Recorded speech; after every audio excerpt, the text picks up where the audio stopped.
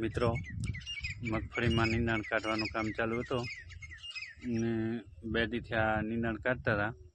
तो आज हवे थोड़ो रह्यो है, बताऊँ तमने मगफड़ी जो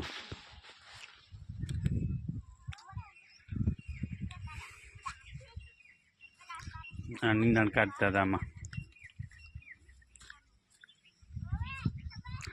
हजी एक पाती बाकी रही गई है।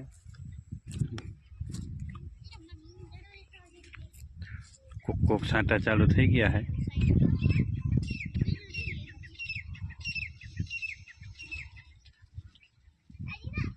पाँच जुलाई शनिवार आज तारीख से 5 ने आज चालू थई गया है छांटा। आ बधे नींदण निकली गयो है। 2 दी नींदण काढ्यो तो निकली रह्यो है। चरो उपड़ी गयो। आमने घास ऊभो है।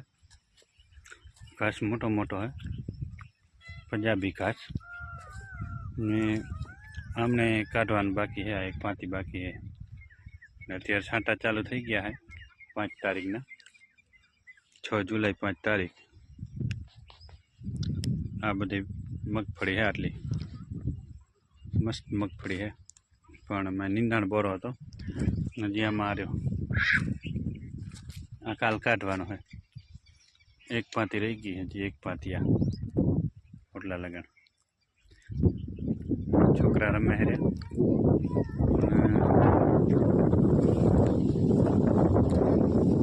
वीडियो लाइक चैनल सब्सक्राइब करजो मित्रों।